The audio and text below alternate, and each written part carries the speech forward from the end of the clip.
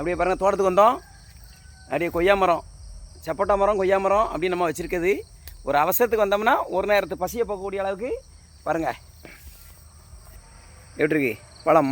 மரத்துலேயே பழுத்த பழம் எல்லாம் அருமையாக இருக்கு பாருங்க. சூப்பராக இருக்கா?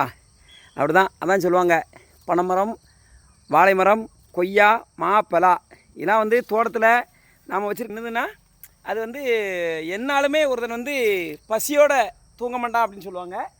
நமக்கு வந்து இதே பார்த்திங்கன்னா ஒரு காலையில் டிஃபனை முடிச்ச மாதிரி இருக்கும். அருமையாக இருக்கா? கொய்யாக்கனி அப்படின்னு சொல்லுவாங்க. அது மாதிரி தான் இருக்கும். அப்படியே பாருங்கள், இயற்கை முறையில் பழுத்த கொய்யாப்பழம், நம்ம மரத்தில் பழுத்த பழம் அவ்வளோ சூப்பராக இருக்குது. தேன் மாதிரி இருக்குது. புகை வச்சு மருந்து வச்சு பழுக்கிறத விட இது அவ்வளோ செம்ம டேஸ்ட்டாக இருக்குது. வாழுங்கள், நீங்களும் தோட்டத்தில் கொய்யா, மா, பலா, வாழை என முக்கனிகள் எல்லாத்தையும் வச்சு ஒரு உணவை அருந்துங்கள். சூப்பராக இருக்கும். நன்றி.